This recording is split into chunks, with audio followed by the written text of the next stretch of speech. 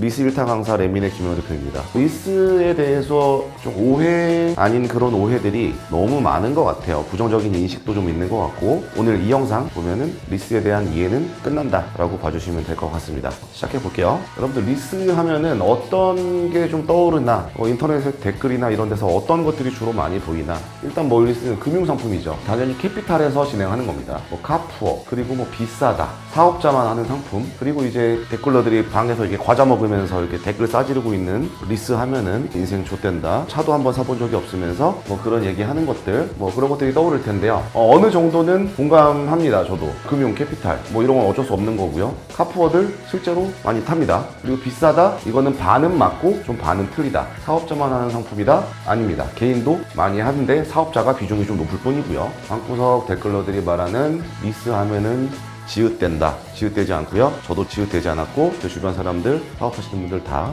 지읒되지 않았습니다. 일단 구조를 먼저 한번 볼게요. 할부, 요건 이제 할부입니다. 할부 간단해요. 차량가의 100%를 할부로 하게 되면 이자가 발생하겠죠. 기간에 따라서 이자를 더한 거를 달달이 이렇게 나눠서 내면은 되는 겁니다. 이거를 다 내는 순간 할부에서 벗어나는 거죠. 나중에 뭐 처분을 하겠죠. 그러면은 처분한 값, 예를 들어 뭐 50%라고 하겠습니다. 이 차에다가 쓴 비용은 이자 플러스 50%겠죠. 그렇게 되는 거고, 이제 리스를 보겠습니다. 리스는 일단 잔존 가치를 이해를 해야 됩니다. 운용 리스의 경우 잔존 가치는 뭐냐? 계약 만기 시점에 예상되는 중고차의 가격인 거예요. 뭐 예를 들어서 60개월 연간 주행거리 2만 킬로로 계약을 했다. 그럼 이 차량은 5년에 10만 킬로를 뛴 차량이 되는 거죠. 만기 시점에 예상이 되는 중고차 가격을 미리 픽스를 해놓는 겁니다. 지금 50%라고 제가 써놨지만 이거는 금융사마다 조금씩 다를 수 있고, 고장가 리스냐 인수형 리스냐에 따라서 달라질 수 있습니다. 그래서 제가 편의상 50%로 해놓은 거고, 그러면은 똑같이 차값이 100이라는 게 있다고 쳤을 때 50%는 얘네가 보장을 해주는 겁니다. 리스사에서. 이 부분을 60개월로 나눠서 내시게 되는 거죠. 그러면 할부 대비 월 납은 훨씬 저렴할 수밖에 없겠죠. 아까 이 대답을 좀 해드릴게요. 비싸다, 풀 할부 대 풀 리스, 어떤 게 더 비쌀까요? 총액, 이 차를 월 리스료를 내고 인수가까지 다 냈을 때 비용, 총 납은 당연히 리스가 비쌉니다. 당연히 월 납은 리스가 저렴하겠죠.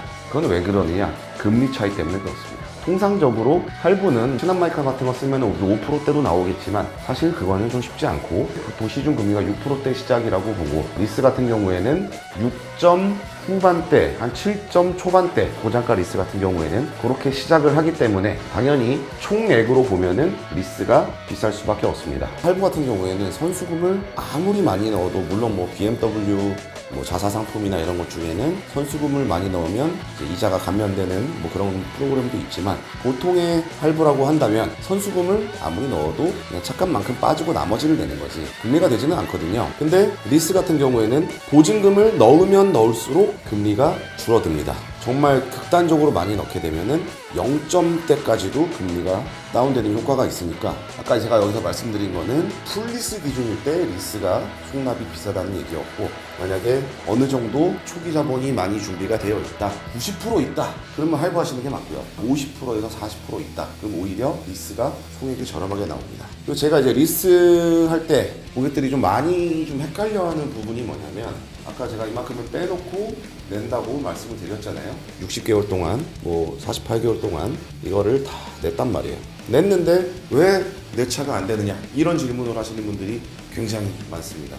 이걸 이해를 못하셔서 그런 건데, 이만큼을 냈지만 여기 안 냈잖아요. 안 낸 거를 달라고 그러면 어떡해요? 그렇지 않습니까? 그거를 이해 못하고 끝까지 이해 못하시는 분들이 있어요. 이거 곱해봐야 차값이 50%밖에 안 되는데 이해를 못하시는 분들이 어떤 거에 혹하느냐, 그러면 이제 돌다 이런 데 가는 거예요. 이런 데 전세 렌터카, S오토리스, 이제 비교적 최근이죠. 바로오토 사건. 공통점이 뭐냐? 상식적이지 않거든. 너무 혹하거든. 너무 조건이 좋거든. 이것만 내고서 차를 가져갈 수 있으면 얼마나 좋겠어요. 세상은 그렇지가 않잖아요. 그러니까 이런 분들 조심하셔야 됩니다. 근데 왜 이거를 반반이라고 제가 아까 얘기했느냐? 제가 예를 하나 들어볼게요. 이거 제가 좀 표시를 좀 이렇게 좀 거지같이 했는데, 아우디입니다.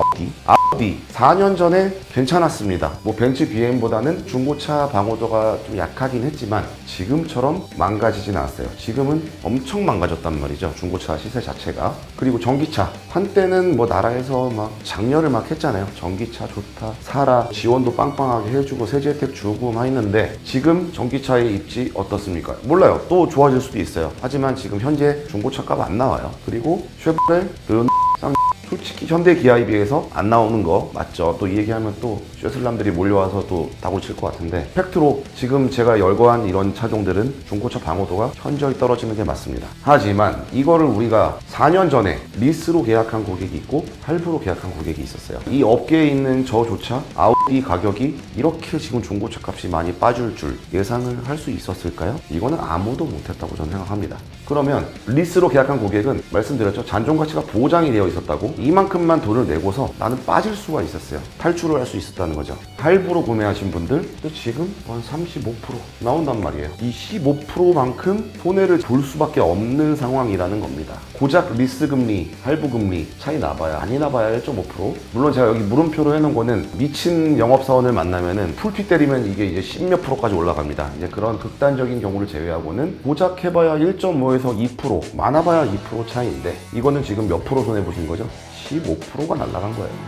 15%가. 리스 금리가 그래서 조금 더 비싼 것들이 있어요. 그러니까 이게 고장가로 갈수록 금리가 조금씩 높아지는 경향이 있거든요. 이거는 왜 그러냐면 얘네는 이게 리스크잖아요. 그죠? 이런 상황이 왔을 때 얘네는 약속한 대로 자기네들은 반납을 받아줘야 되기 때문에 어쩔 수 없이 리스크를 감당하는 그 금리가 조금 더 비싸다라고 생각을 해주시면 될 것 같아요. 그럼 이제 비싸다는 상황에 따라서 다를 수도 있다는 거 인지를 하셨고 사업자만 하는 상품이다. 흔히들 얘기해요. 월에 저렴하게 나가는 거다 보니까 쿡 했다가도 주변에서 말들을 많이 하겠죠. 반대로 제가 얘기를 해드릴게요. 사업자가 할부를 하셔도 건보료가 상승이 되고 비용 처리는 가능하고 대출로 인식이 됩니다. 직장인이 할부를 하게 되면은 원래 건보료 상승이 없고 비용 처리는 원래 안 되는 거고 대출로는 인식이 됩니다. 그럼 다시 한번 볼까요? 사업자가 리스를 하게 되면 건보료 상승이 되지 않습니다. 비용 처리는 가능하고요. 동일하게 대출로 인식이 됩니다. 그러면은 직장인이 리스를 하게 되면 어떻게 될까요? 그냥 건보료 상승 원래 없었던 거고 비용 처리 원래 안 되는 거고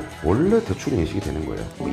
이거랑 비교해 보면은 뭐가 다른가요? 도대체 직장인이 리스를 하면은 어떤 게 달라지는 걸까요? 없단 말이죠. 그냥 사업자니까 건보료 상승이 되지 않는다는 거 하나뿐인 거지 직장인이 리스를 한다 그래도 어떠한 손해를 보거나 그런 거는 없다는 걸 말씀을 드리는 겁니다. 결론은 이거예요. 우리가 핸드폰을 살 때도 뭐 일시불로 사는 분이 있고 약정 걸고서 사시는 분이 있고 뭐 그런 것들이 있지 않습니까? 소비 패턴이나 차량을 타는 패턴에 맞춰가지고 리스냐, 뭐 할부냐, 일시불이냐, 렌트냐를 결정하는 거지. 그 말도 틀린 말이에요. 사업자 렌트 리스 유리하다? 그 말도 틀린 말입니다. 사업자의 경우에도 사업자의 명의로 취득을 하면은 일시불로 사시던, 할부로 사시던, 리스로 사시던, 렌트로 하시던 모두 다 비용 처리가 됩니다. 렌트 리스만 비용 처리가 된다고 하는 영업사원은 거짓말쟁이니까 믿고 버리시면 돼요. 대신에 이 건보료 상승은 필수적으로 올라갈 수밖에 없다. 그거는 인지를 하셔야겠죠. 산 좋고 물 좋고 종자 좋은 자리 없다. 이게 무슨 말일까요? 이런 자리를 찾기 힘들다는 것도 있겠지만 저는 좀 다르게 해석하는 게 뭐든지 100%다 장점만 있고 100% 단점만 있는 거는 없다라고 저는 생각을 합니다. 무조건적으로 어떤 상품이 나쁘다라고 한다고 하면은 없어졌겠죠. 이걸 누가 합니까? 나쁘다는데. 옛날에 뭐 유예 할부 뭐 이런 것들 좀 많이 없어졌잖아요. 유예 리스 이런 것들. 그러다 보니까 결국에는 안 좋은 상품은 사장될 수밖에 없는 건데 아직까지 운용 리스 많이들 하시는 거예요. 편협하게 딱 국한지어 생각하지 마시고 여러분들의 라이프 스타일이나 소비 습관에 맞춰서 차량 구매를 계획해 보시면 좋을 것 같아요. 저는 할부도 취급하고 일시불도 취급하고 다 취급하고 있으니까 연락 주시면 제가 친절하고 상세하게 상담 도와드리도록 하겠습니다. 감사합니다.